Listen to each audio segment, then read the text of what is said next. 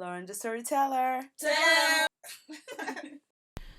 J'ai vu un tweet, la meuf a dit même pas bonjour, rien, est-ce que vous allez bien? On n'a pas le temps, j'ai vu un tweet qui m'a fait super rire qui disait que malgré le fait que Tinashe elle soit métisse, que ça n'avait pas pris pour elle. Et c'est intéressant parce qu'on peut discuter des mesures du succès, parce que moi je trouve que pour une artiste indé, elle s'en sort super bien. Oui, elle est pas super mainstream comme à une époque, mais elle s'en sort super bien.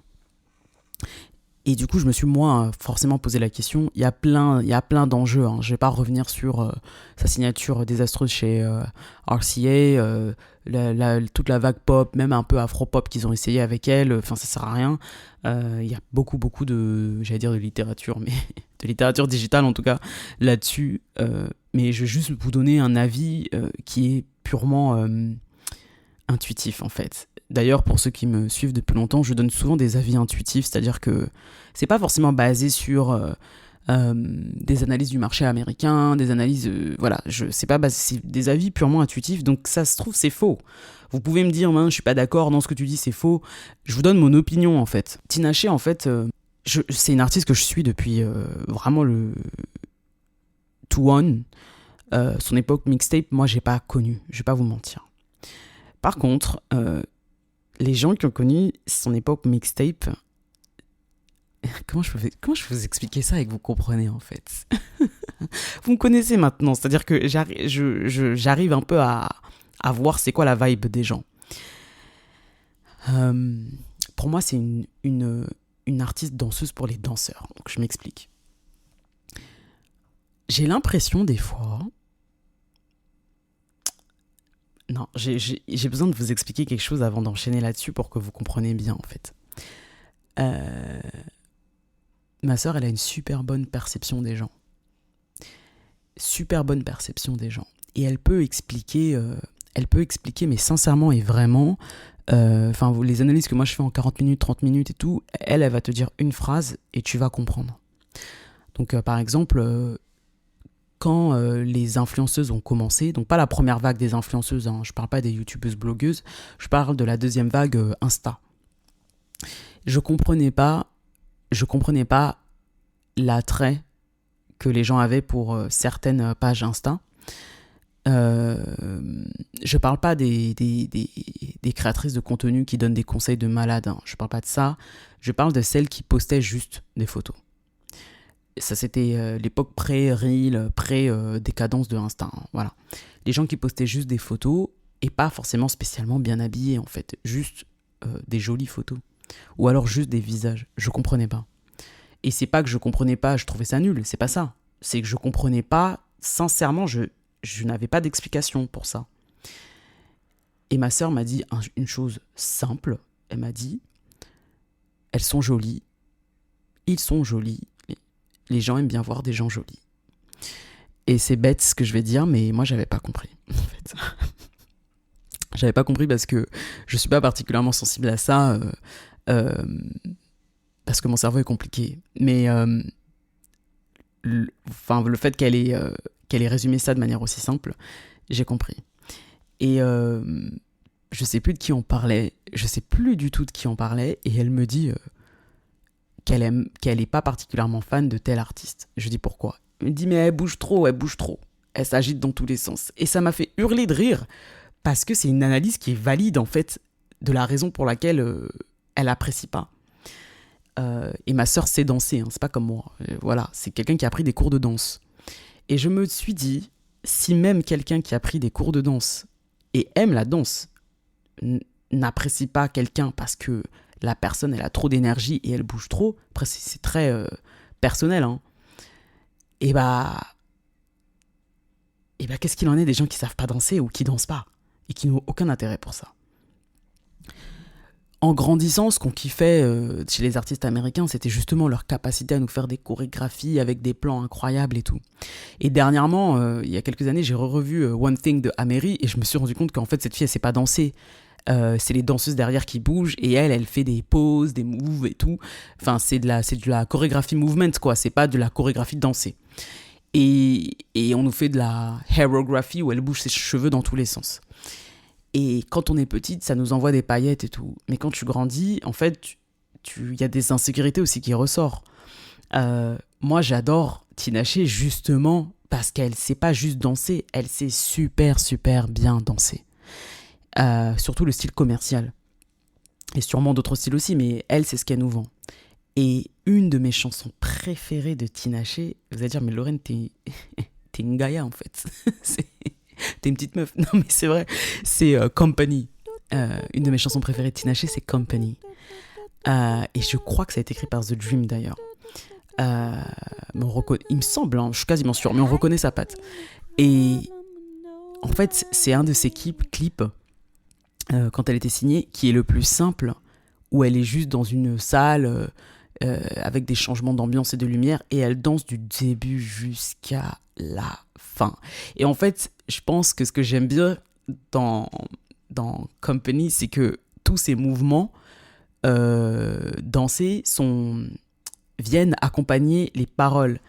Donc Company, elle a un mouvement particulier quand elle dit Company, et à un moment elle dit shout out to my buddy, et quand elle dit ça, genre elle twerk en fait. Et c'est une de mes chansons préférées. J'avais même je crois que je connais à moitié la choré, et je la fais à chaque fois que j'écoute le son en fait. Et c'est un peu l'imaginaire, vous avez compris, Lac Studio, Bass Studio, pour vous avez compris en fait. Et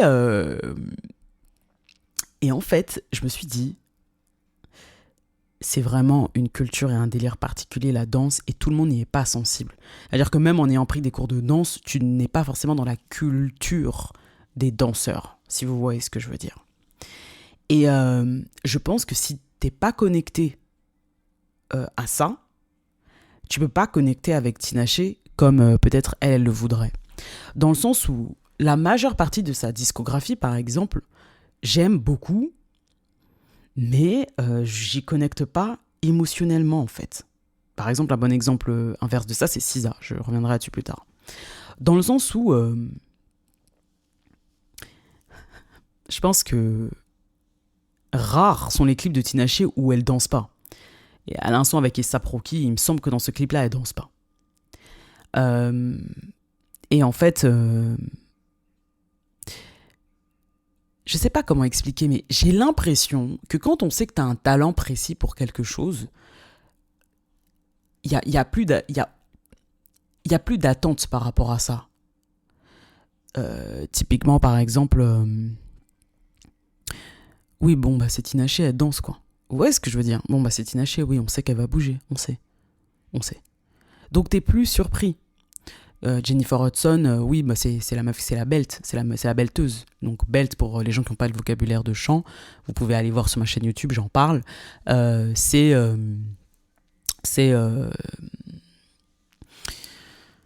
Comment je peux décrire le belt? C'est quand tu cries de manière très simple, c'est quand tu cries sur tes sons, voilà, et que tu arrives à respirer, tu t'appuies sur ton diaphragme, belt, donc ceinture, ton diaphragme pour respirer, voilà, c'est ce qu'elle fait sur And I Am Telling You, pour ceux qui ont regardé Dreamgirls, le me à la fin là.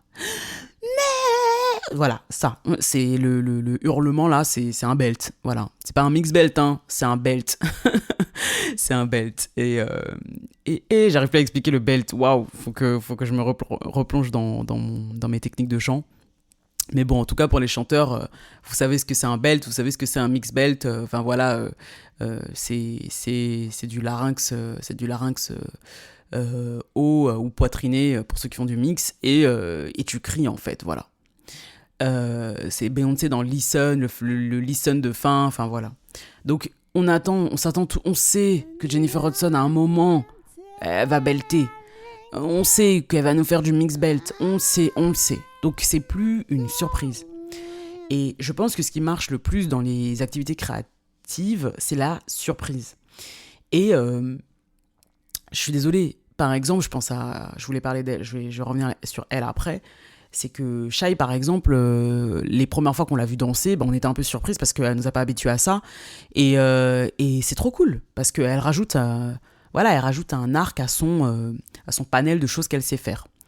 Mais quand on sait que c'est la base pour toi, tu sais déjà faire ça. Par exemple, pour Shai, elle est très jolie, et on sait qu'elle s'habille super bien, elle a un sens de la mode.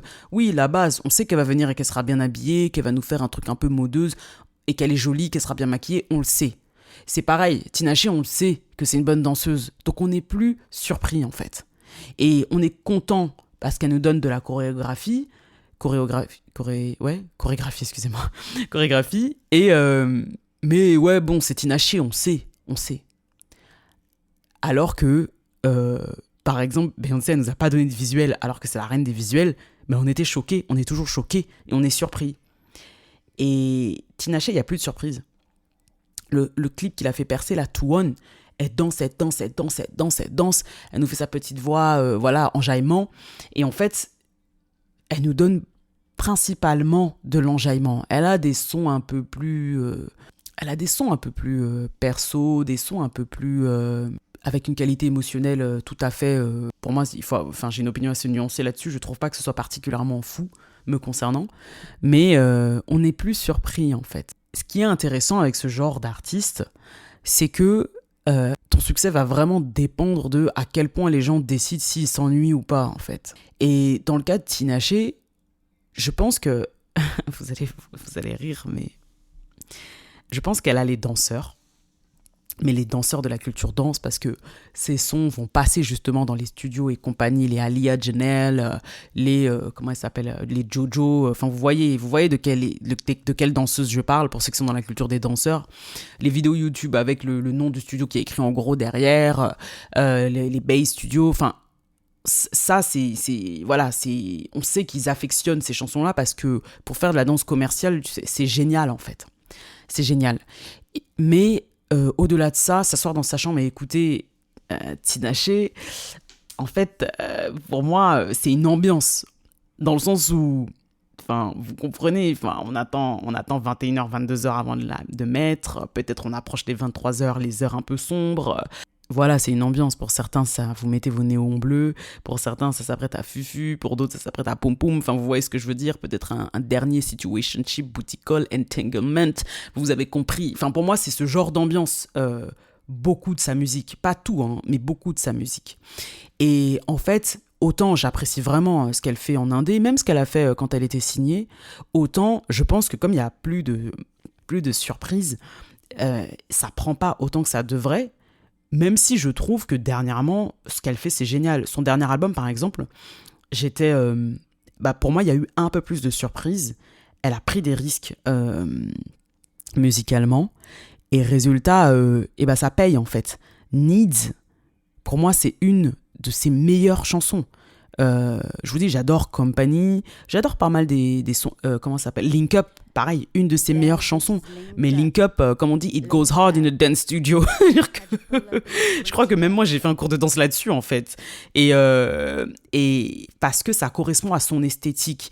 Vous voyez, quand je dis culture de danse, vous voyez ce que je veux dire. C'est... Je suis vraiment une gamine. Vous voyez, c'est les gens, ils sont dans la rue, ils peuvent pas s'empêcher de bouger, rétroversion du bassin. Je parle des Lola, les moon boots, mitaines, filets de pêche. Enfin, vous voyez ce que je veux dire. C'est vraiment culture danseur. Vous voyez, les studios de danse, quand tu prends ton bus à Bercy, là, à François Mitterrand, bref, vous voyez de quoi je parle. Et en fait, par définition, je pense que dans ce genre de situation, on aime plus l'univers de l'artiste que l'artiste. Et j'ai l'impression, pas de mon côté, hein, c'est-à-dire que pour moi, je sais toujours qu'elle va nous sortir des choses de qualité, mais que pour le plus large public, en fait, ça résonne pas. Je vous dis, hein, quand ma sœur, elle a dit, elle parlait pas d'elle, elle parlait de quelqu'un d'autre, mais je sais plus qui c'est. Quand ma sœur, elle a dit, vas-y, elle bouge trop, je vous jure que ça a résonné dans ma tête parce que je me suis dit, mais il y a des gens, en fait, c'est pas le truc qu'ils affectionnent le plus, quelqu'un qui s'agite dans tous les sens. Oui, on a grandi en regardant des chorés américaines et compagnie, mais avec le recul, tu regardes et par exemple, moi, je savais pas que Michelle, elle savait pas danser. quand j'étais petite, après je vous dis, j'ai pas l'œil. Hein. À l'époque, avant de faire mon école de danse, j'avais pas l'œil. Je voyais pas la différence entre Beyoncé, Kelly et Michelle. Je voyais pas du tout. C'est pour ça que je vous dis, c'est une culture, il faut avoir l'œil entraîné, il faut vraiment particulièrement affectionner le mouvement, en fait. Et c'est que là, quand je regarde à nouveau les clips, que je dis, ah ouais, mais ils font vraiment exprès de couper les scènes où Michelle danse dans les clips, en fait. C'est violent. C'est violent. Je m'étais pas rendu compte. Moi, je trouve que c'est particulièrement palpable dans Lose My Breath, où vraiment il y a des scènes où on voit que Beyoncé et Kelly, en fait. Alors qu'après, elle vient Michelle de Bridge Williams. Elle vient et elle fait le pont. Et en fait, je pense que c'est pas pareil de, bon, on doit faire un peu de choréo, je suis désolée, je l'ai en anglais, de chorégraphie parce qu'on nous le demande. Donc, on voit Lola Brooks, donc la rappeuse qui fait ça sur scène. On voit... comment elle s'appelle, Summer Walker qui fait ça un peu dans ses clips, même SZA qui apparemment a une formation de danseuse et qui choisit de ne pas baser toute son identité artistique là-dessus, et elle a bien fait. Sinon, ouais, c'est la base, SZA elle danse, alors que non, on est surpris dans Hit Different. Moi j'étais vraiment agréablement surprise, je savais qu'elle dansait, mais c'était quand même agréable de la voir nous faire toute une choré. Tinashe, on s'attend à ce qu'elle danse. All Hands on Deck, pour moi, c'est un clip qui est incroyable. Incroyable. Mais je suis désolé, tu mets ça dans les mains de SZA, genre, ma mâchoire, elle va tomber parce que je vais me dire, ah ouais, non, mais je savais pas que c'était à ce niveau-là, en fait. Alors que dans le cas de Tinashe, je me dis, oui, la base. Alors que ça reste quand même une performance, en fait. Et je pense que pour les chanteuses qui sont des danseuses, parce que pour moi, c'est vraiment... une meilleure danseuse que chanteuse, elle chante bien, hein, mais ça reste une meilleure danseuse que chanteuse. C'est compliqué si t'arrives pas à te distinguer avec autre chose que de la danse, en fait. Et je pense que c'est pour ça que Tyla, par exemple, dans les années à venir, il va se passer des choses incroyables pour cette jeune fille, parce que c'est vraiment, vraiment une excellente danseuse. Hein. C'est vraiment une excellente danseuse, mais c'est aussi une excellente chanteuse, en fait. Et quand t'as les deux comme ça qui s'alignent, et puis en plus t'as la light skinnerie de ton côté, c'est bon en fait. Il faudrait qu'elle prenne plus de risques en chant. Il faudrait qu'elle prenne plus de risques en chant parce que elle aura toujours une audience. Elle aura toujours une audience. Mais pour moi, elle souffre du syndrome d'Annie Lee. Donc d'Annie Lee, c'est... mais vous voyez, c'est les groupes un peu alternatifs, du moins esthétiquement, hein, je veux dire, qui sont toujours... Ils sortent du studio de danse, ils retournent au studio de danse, ils font pas de pause entre les deux. Entre-temps, ils vont peut-être aller manger vite fait, puis ils vont retourner au studio de danse. Et ils sont toujours en train un peu de... Voilà, tu vois, il y a toujours un two-step, il y a toujours en train... J'ai toujours trouvé ça super cool, hein, je vous dis la vérité. Hein, franchement, c'était un de mes rêves quand j'étais petite, c'est avoir mon petit groupe de danseurs et de danseuses, enfin voilà. Et justement, ils nous donnent ça dans les clips aussi. Oui, mais c'est ton lifestyle. C'est-à-dire que c'est pas exceptionnel ni surprenant parce que c'est ton lifestyle. Donc, quand on te présente en début... Quand on te présente au début, on comprend ça de toi. Ah ok, c'est une danseuse, mais c'est une excellente danseuse. Et d'ailleurs, c'est un style de vie, c'est une culture qu'elle respire. Ok, cool. Ok, maintenant quoi d'autre ? Et en fait, j'ai l'impression qu'elle reste toujours là-dedans. Dani Lee, par exemple, je vais pas vous mentir, c'est pas une artiste que j'affectionne particulièrement. Je m'attendais à rien du tout d'elle. En plus, elle a eu des commentaires... bref, who knows, comme on dit, tu vois. Si vous savez, vous savez. Donc je m'attendais à rien, mais j'étais consciente de son existence. Et effectivement, je me suis dit, mais elle, c'est la même chose. Enfin, c'est une excellente danseuse. Ok, cool, génial. Maintenant, what else, tu vois. Et quand j'ai vu qu'elle nous proposait de la musique de studio de danse, je me suis dit, bon, bah cool, c'est pour les danseurs. Ok, cool. Mais par contre, t'attends pas à avoir une carrière exceptionnelle et ensuite venir pleurer sur les internets pour dire que tu comprends pas pourquoi ta carrière ne fonctionne pas, en fait. Qu'est-ce que tu proposes de différent ? Et je pense qu'une qui a compris ça, c'est Tiana. On la connaît depuis son Sweet 16, excellente danseuse, vraiment, mais qui a proposé au cours de sa carrière plein de choses différentes, en fait. Et autant en tant que danseuse, le clip de Fade de Kanye, la manière dont ça a résonné culturellement, je n'attendais que ça pour elle. Et parallèlement, tout ce qu'elle nous a proposé musicalement, qui était super intéressant. Ma chanson préférée, Rose in Harlem, Enfin, vraiment, hein, j'adore ce son. Et ce qui est bizarre, c'est que souvent les sons où les artistes sont super authentiques, où ils sortent leur énervement, leur rage, et que ce sont de vraies émotions, sont les sons qui fonctionnent le mieux, qui marchent le plus, et qui sont les plus adorés en fait. Euh, sincèrement, sincèrement, de toute la musique que Tiana elle a fait, A Rose in Harlem, pour moi c'est son meilleur, c'est personnellement après, hein, c'est son meilleur son. Et voilà, c'est un peu singy-songy, c'est un peu rappé, elle s'énerve, elle chante, et en vrai, je sais même pas s'il y a un clip pour vous dire, mais c'est pour vous dire à quel point la chanson elle se suffit à elle-même. Alors que dans le cas de Tinashe, je suis pas sûr que certains des sons se suffisent à eux-mêmes sans clip. L'album qu'elle avait sorti où il y a Link Up dessus, euh, j'ai écouté tout l'album hein, et plusieurs fois, et le son sur lequel je reviens à chaque fois, c'est Link Up. Et, et en fait, ça pour moi, c'est sa signature, c'est sa patte. Mais par contre, il faut prendre plus de risques. Et sur son dernier EP, elle a pris plus de risques et je pense que critiquement, enfin, critically, en tout cas, il a été salué. Maintenant,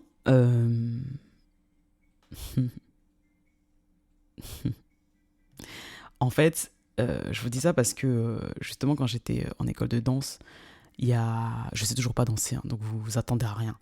Il y a une meuf qui écoutait ses mixtapes depuis longtemps et qui correspond pas du tout à l'audience qu'on croit que Tinashe a. Dans le sens où c'est une fille qui est. Mais par contre, c'est une fille qui est une excellente danseuse. Mais culturellement, elle a rien à voir avec Tinashe en fait. Et je me suis dit, bah voilà en fait. Ça, pour moi, ça illustre mon propos, c'est que elle a ce standing dans sa communauté et du coup, pour les autres, on s'attend à autre chose. Et je pense que c'est là où Beyoncé, elle a capté ce truc de on sait que tu chantes super méga bien, on sait que tu danses vraiment bien. Bon, maintenant, qu'est-ce que tu vas proposer? Et le fait qu'elle se soit amusée avec les visuels, les concepts, les histoires, elle a bien fait. Parce que c'est ça qui lui a garanti sa longévité, en fait. Une fois qu'on sait que tu sais chanter, que tu sais. Parce que c'est quoi un artiste? Quand il arrive, on évalue quoi d'abord? Good songwriter. Ok, il écrit bien. Bonne chanteuse. Ouais, ça va. Ah, elle danse pas mal. Ok, cool. Et elle sait jouer la comédie. Ok, génial, génial. Ah, elle fait de la peinture aussi. Enfin, je vous dis ça parce que quand on a appris que bah, Beyoncé, elle peignait, Chris Brown aussi, beaucoup d'entre eux en fait, même Skepta, c'est cool en fait de découvrir des choses comme ça sur les artistes. Voilà. Mais au début, la base, c'est quoi? Ah ouais, non, mais les paroles, c'est pas trop ça. Ah, ça chante faux. Hein. Sur scène, ça chante faux. Euh, ah ouais, non, mais en fait, son image, c'est pas top. Hein. Ah, culturellement, elle est comme ça. Ouais, non, j'adhère pas. Et donc là, en fait, c'est là que tu décides, en fait. Donc, voilà. Et en fait, je voulais du coup parler de Party Next Door très rapidement. Je reviendrai sur lui plus en détail plus tard. Où je me suis dit, bah, typiquement, c'est un mec qui ne danse pas. Après, on demande pas à tous les mecs R&B de danser, du moins dans le R&B actuel. Mais en fait, je me suis dit, mais comment ça se fait que tu arrives à plus connecter émotionnellement avec Party Next Door qu'avec Tinashe? Et en fait, je me suis dit, mais c'est marrant, mais il parle des émotions de manière très crue, de manière très sauvage même, et il dépeint parfaitement son état émotionnel, peu importe ce que les gens pensent en fait. Et j'ai l'impression en fait que le fait d'être authentiquement vulnérable du début de sa carrière jusqu'à maintenant, hein, c'est ça qui lui a garanti une fanbase super solide en fait. Et dans le sens où vous me direz la fanbase de Tinashe, c'est pas qu'elle est pas solide, c'est pas qu'elle est friable, c'est pas ça. C'est que on vient et on consomme et voilà, on fait notre petit hochement de tête et tout, mais j'ai pas l'impression que si du jour au lendemain, c'est difficile ce que je vais dire, mais si du jour au lendemain elle disparaît, je suis pas sûr que elle va nous manquer, hein, bien sûr. Moi, ça me saoulerait parce que c'est quand même une fille qui est talentueuse, mais il y en aura d'autres. Le bon exemple, c'est Dani Lee. Il y en aura d'autres, des danseuses chanteuses light skin qui savent bouger, qui chantent un peu voix de tête aiguë. Il y en aura d'autres, en fait. Et, euh, et c'est triste d'ailleurs, pour finir sur Tinashe, excusez-moi, parce que tout le monde a repris son truc en fait. Tout le monde, toute l'industrie de la musique coréenne.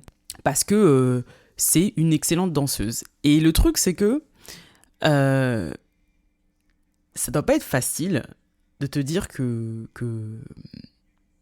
t'as quand même influencé les gens et qu'on te le donne pas en fait. On te reconnaît pas ça et que toi ta carrière elle a pas forcément décollé comme elle aurait dû.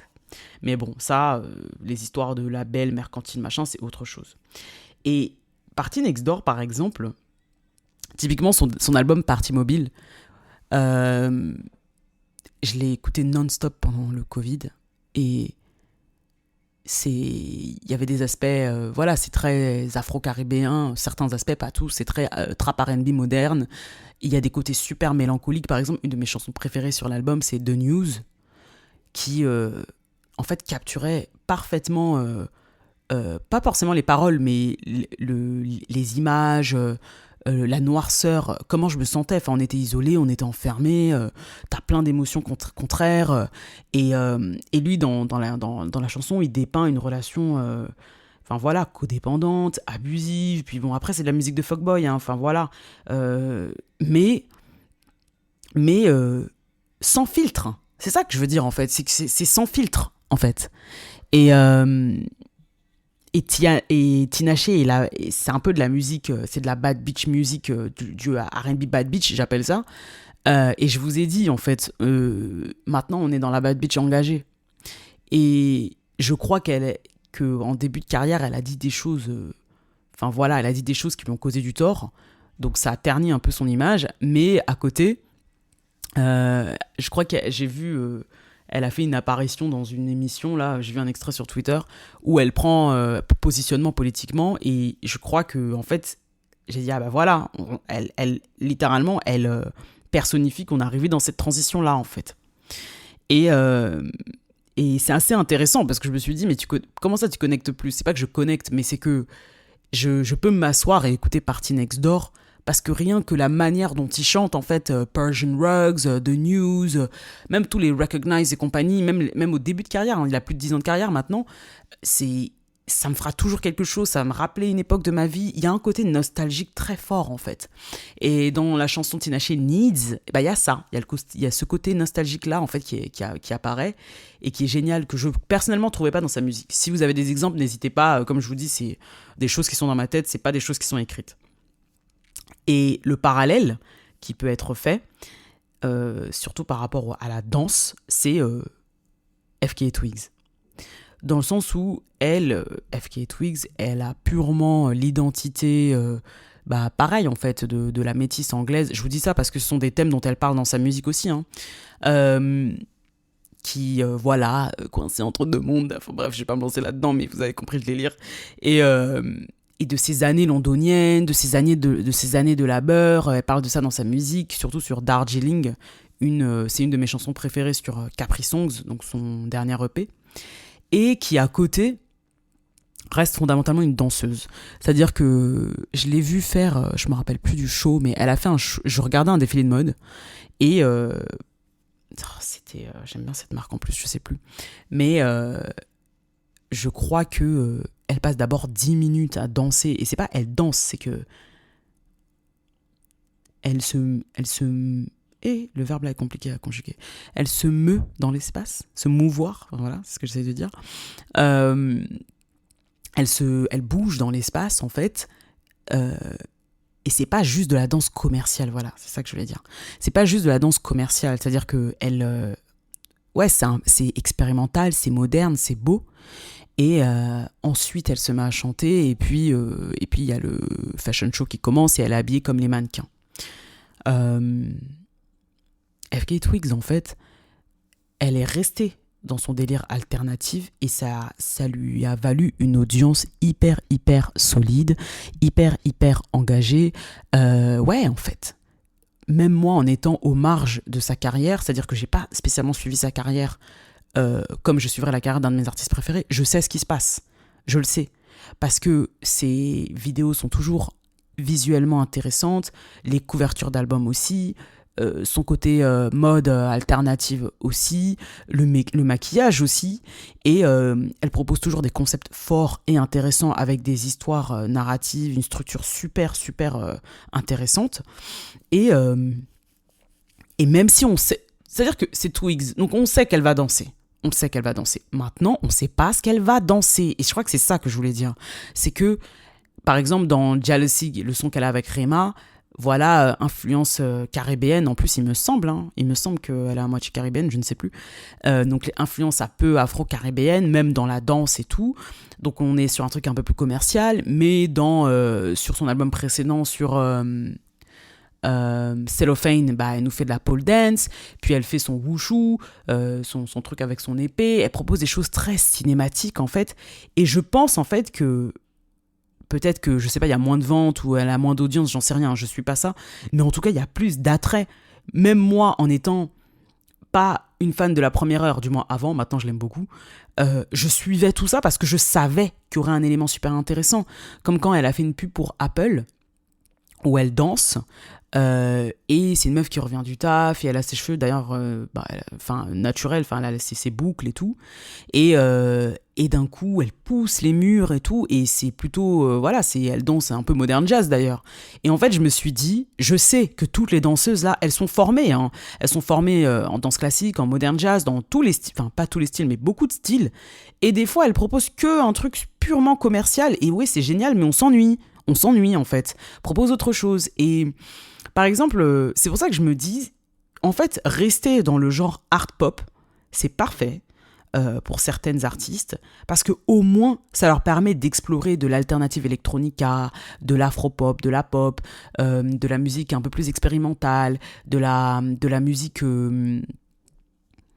je crois que ça... Je sais plus, je vais pas vous mentir, il y a un style de musique, c'est un peu comme ce que Florence and the Machine, elle fait, c'est un peu... je sais plus si c'est vocal choir music, vocal church music, mais c'est un truc où hyper vocal, et il y a plein d'harmonies, et FK Twigs elle a fait ça, et à côté elle nous fait Darjeeling, ou le son avec Rema, Jealousy, ou des sons un peu plus sombres, un peu plus inspirés de trip-hop, ou même de la trap, hein. Et c'est ça qui fait qu'on n'est jamais déçu, on est tout le temps surpris, et c'est hyper engagé. Et en fait, la meuf, elle sait qu'elle peut faire un truc beaucoup plus commercial, parce que Capri Songs, c'est un peu plus commercial, et c'est après sa signature chez Atlantic, il me semble. Donc en fait, je me dis, une qui a bien compris ça, en fait, c'est FKA Twigs. Et Tinashe, j'ai l'impression qu'elle se dirige un peu plus vers ça, et ça lui réussit. Ça lui réussit. Donc ça, c'est vraiment, vraiment trop, trop cool pour elle. Et pour rester dans la prise de risque, dans la création artistique, du moins musicale, bah, typiquement, par exemple, ça j'ai toujours voulu le dire, je crois que je ne l'ai jamais dit publiquement peut-être, mais pour moi, Shai, en France, c'est une des artistes les féminines les plus visionnaires, mais même juste artistes, hein, du paysage français. C'est-à-dire que dans la lane dans laquelle elle est, en vrai, elle aurait pu juste se reposer sur ses lauriers et proposer des Pussy Money Weed tout le temps, hein, parce que ça fonctionne.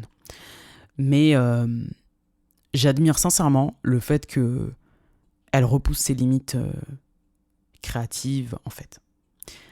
Il me semble que j'avais vu un tweet d'elle où elle dit « Mais purée, mais pourquoi je peux pas danser comme ça ?» Et justement, je vous parle des artistes, des lax. Je rigole. Mais les studios harmoniques, vous voyez de quoi je parle. Bon, bref, je dis ça alors que moi, je passe ma vie là-bas, hein, parce que comme je vous dis, comme je sais pas danser, j'apprends, quoi.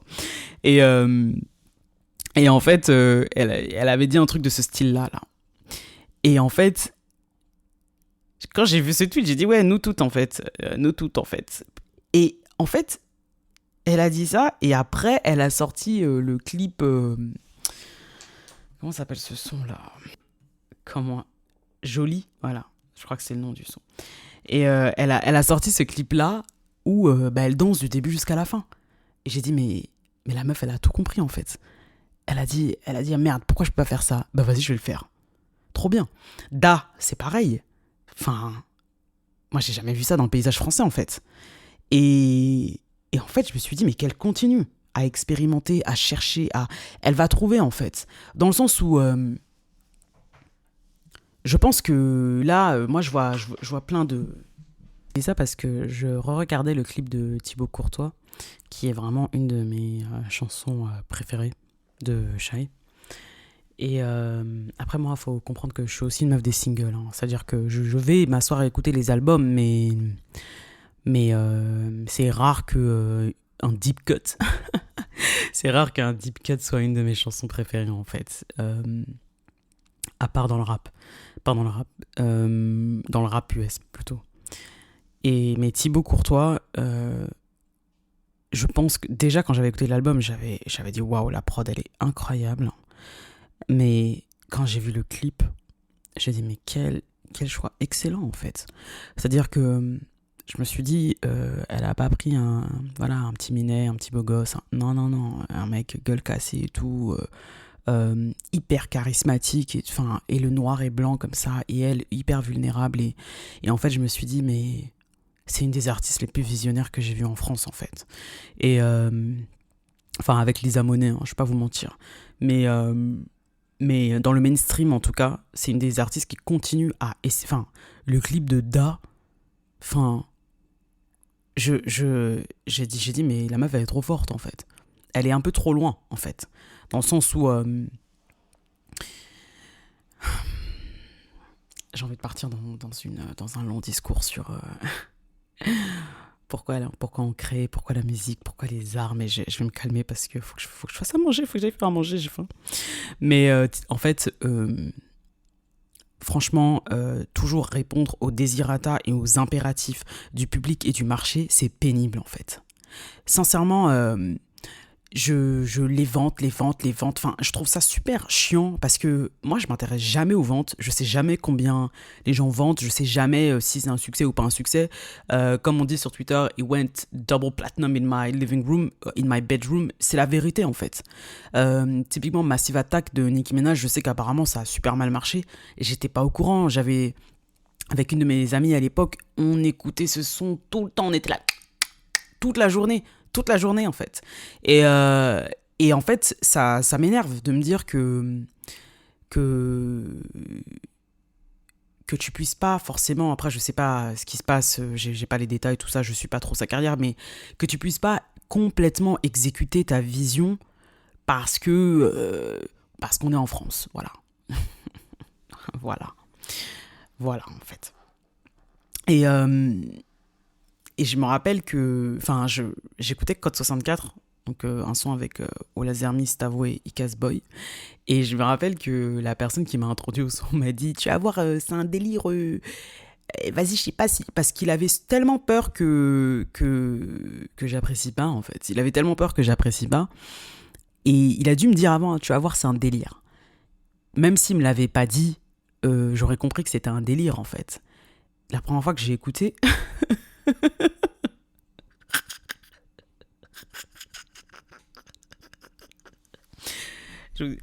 La première fois que j'ai écouté, c'est pas drôle. Excusez-moi.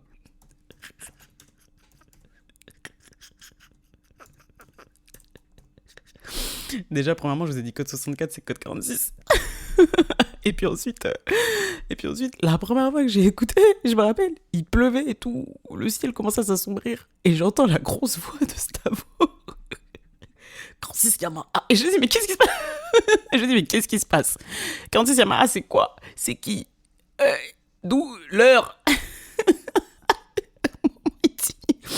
Il dit, je suis à Bruxelles, j'ai même pas pu visiter. Quoi? Plein de références, mais hyper... En fait, j'écoutais et je me disais, Lorraine, je comprends rien. Je comprends rien. Et ça me rappelle la première fois que j'ai écouté de la drill. Mais de la vraie drill, hein, pas... bref. Pas de la grime. Genre la drill actuelle londonienne, où j'avais plein de références et tous les codes américains. Et là, d'un coup, je me plonge dans la drill londonienne. Je ferai un épisode dessus. Et je me dis, mais qu'est-ce qui se passe? Je comprends rien. Et code 46, c'est... Voilà. Code 46, je comprenais aucune des références. Je comprenais rien. Et puis ensuite, il a fallu que quelqu'un m'explique, c'est Valentino Rossi. J'ai dit, déjà, faut savoir qui c'est. Et je savais qui c'est parce qu'il y avait une fille avec qui j'étais à l'école, elle était fan de lui, poster dans la chambre, tout ça, vous avez compris.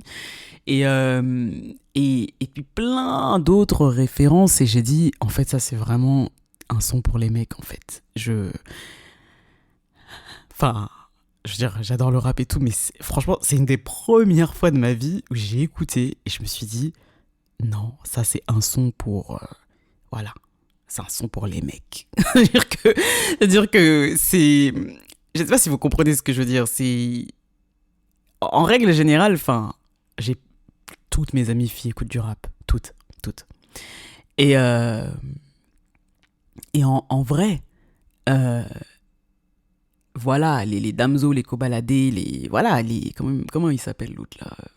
Celui qui est dans un univers futuristique, Laylo, enfin ouais, même ces sons-là, ok, mais ce son-là, Code 46, personnellement, après maintenant je l'adore, hein, mais la première fois, déjà je comprenais rien, la deuxième fois je comprenais rien, troisième fois je vois le délire, je commence à bien aimer, et puis ensuite il a fallu que quelqu'un me fasse du rap genius en fait, que quelqu'un m'explique toutes les paroles pour que je me dise non Lorraine, c'est pas un son pour l'ego. C'est pas un son démocratique là c'est ouais, on est vraiment dans un autre univers et c'est pas ton univers, donc faut pas forcer en fait, kiffe de loin et puis c'est tout, tu vois. Et en fait ce que je voulais dire c'est que vous allez me trouver vraiment bizarre, mais j'ai l'impression que le da de Shai c'est Code 46 mais pour les go qui savent. Je sais pas si vous voyez ce que je veux dire. Les gens qui ont la vision en fait. Code 46 pour moi, même si t'as un bug, il faut avoir la vision. Il faut avoir la vision en fait.